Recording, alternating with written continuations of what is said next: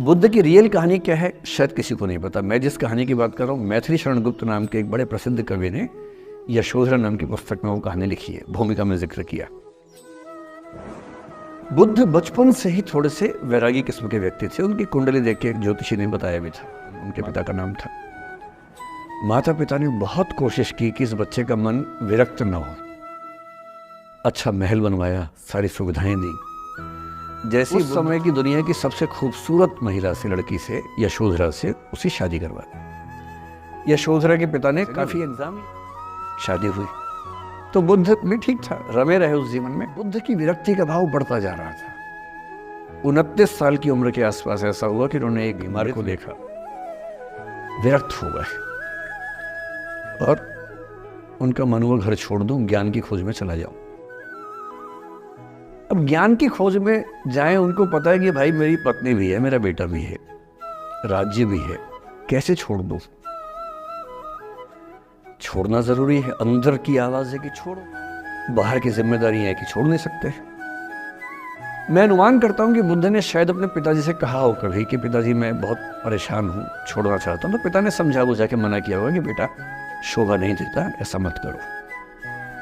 हो सकता है पत्नी से भी बात की हो, पत्नी ने भी कहा हो कि ये क्या बात हुई, हम सबका जीवन चलना भी नहीं शुरू किया है, तुम ऐसी बात कर रहे हो, कि ये बात हुई कि नहीं हुई। और एक दिन बुद्ध ने तय किया और वो आधी रात को पत्नी और बेटे को सोता हुआ छोड़ के चले गए। इसको बौद्ध परंपरा में महाभिनिष्क्रमण कहते हैं, बुद्ध का अपने घर से निकल जाना। अब बुद्ध चले गए, लेकिन वैसे यशोधरा बहुत परेशान है। भाई पति चला गया है, बच्चे का पिता चला गया, मजाक छोड़ना है। राजा परेशान है कि उनका उत्तराधिकारी चला गया है। यशोधरा इतनी परेशान है, बहुत लंबे समय तक छंद आते रहते हैं कि वो कितनी बेचैन है कि चले गए। इस बात से है कि बिना बताए चले गए, भरोसा नहीं किया। और वो अपनी सहेली से कहती है, सिद्धि हेतु स्वामी गए, यह गौरव की बात। मुझे गर्व है कि मेरा पति इतने महान काम के लिए गया है। सिद्धि हेतु स्वामी गए, यही बड़ा व्याघात। सखी वो मुझसे कहकर जाते, कह तो क्या वो मुझको अपनी पथ बाधा ही पाते। क्या मैं रास्ता रोकती उनका? उसके मन में ये मलाल है कि बिना बताए चले गए। वो इस भाव को लेट गो नहीं कर पा रही, परेशान। फिर बुद्ध को ज्ञान मिला 6 साल की तपस्या के बाद। बोधगया में बोधि वृक्ष के नीचे ज्ञान मिला, बात फैल गई। जो 5 शिष्य बुद्ध को छोड़ के भाग गए थे उनके बुरे वक्त में, उन्हीं 5 को बुद्ध ने सबसे पहले ज्ञान दिया सारनाथ में, जिसको धर्मचक्र प्रवर्तन कहते हैं। शुद्धोदन ने बुद्ध के पास, अपने बेटे के पास कई लोगों को भेजा ये कहने के लिए कि भाई यहां भी तो आओ, हमसे भी तो मिलो। बुद्ध का ऐसा प्रताप था कि जो उनके पास जाता वो बुद्धम शरणम गच्छामि हो जाता, वापस ही नहीं आता। तो फिर शुद्धोदन ने बुद्ध के बचपन के एक दोस्त को ये कह के भेजा, भैया मैं जानता हूं तुम वापस नहीं आओगे। तो वो गया, उससे वायदा निभाया, हो तो गया, बुद्ध के संग में दीक्षित हो गया, पर वायदा निभा दिया। तो बुद्ध ने कहा जरूर जाऊंगा, पिताजी की आज्ञा है तो जाऊंगा ही जाऊंगा।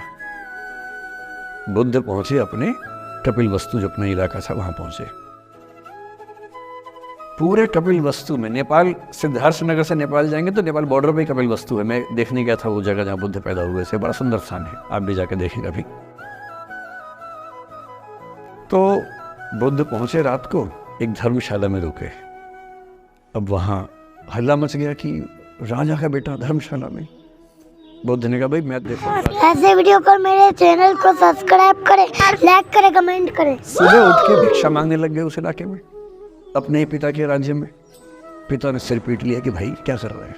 फिर बुद्ध ने सूचना भिजवाई कि मैं बुद्ध हूँ, बेटा हूँ संयोग से, ठीक है मैं आ रहा हूँ मिलने के लिए, पर मैं बुद्ध होके आया हूँ, मेरी चर्या है, नियम है, मैं भिक्षा से ही जीवन जीता हूँ। ठीक है, पिताजी ने कहा चल कोई बात नहीं। फिर बुद्ध गए पिता से मिलने, पिता से मिले, सबसे मिले, भरी सभा में। लेकिन यशोधरा नहीं आई मिलने के लिए, लेट गो नहीं कर पा रही थी।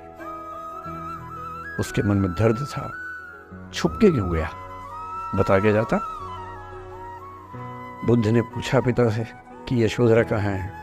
तो बोले कि वो कह रही है कि अगर बुद्ध मिलना चाहेंगे तो खुद ही मिलने आएंगे मुझसे, मैं क्यों जाऊंगी भाई, आत्मसम्मान भी तो कोई चीज़ है, मैं क्यों मिलने जाऊँ।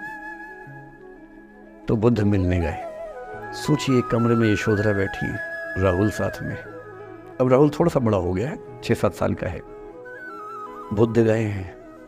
अब आपके मन में आ रहा है कि बुद्ध वहाँ जाके बोलेंगे सॉरी मैंने गलत किया, I hurt you, I really feel sorry. बुद्ध है वो बुद्ध, वहां जाके क्या बोल रहे पता है, भिक्षाम देहि, भिक्षा दो। और यशोधरा कितनी महान महिला रही होगी, उसने अपने बेटे का लेट गो का इससे महान उदाहरण दुनिया के इतिहास में नहीं है कि चलो आखिर तुमने आके झुक के कुछ मांगा तो सही। उसकी जितनी ईगो थी, अहंकार था, सब विगलित हो गया। और जो औरत परेशान थी कि मुझसे बिना बताया गया, उसने अपने बेटे को दे दिया कि इसको लेके जाओ, क्योंकि मैं जानती हूँ कि तुम महान काम कर रहे हो, और तुम महान काम कर रहे हो तो मैं क्यों बीच में आऊंगी भाई। मेरा पति महान काम कर रहा है तो मुझे खुशी होनी चाहिए, और तुम्हारी उस खुशी में मैं क्यों पीछे हटूं। बस मुझे भरोसे में लेके जाते तो और खुश होती।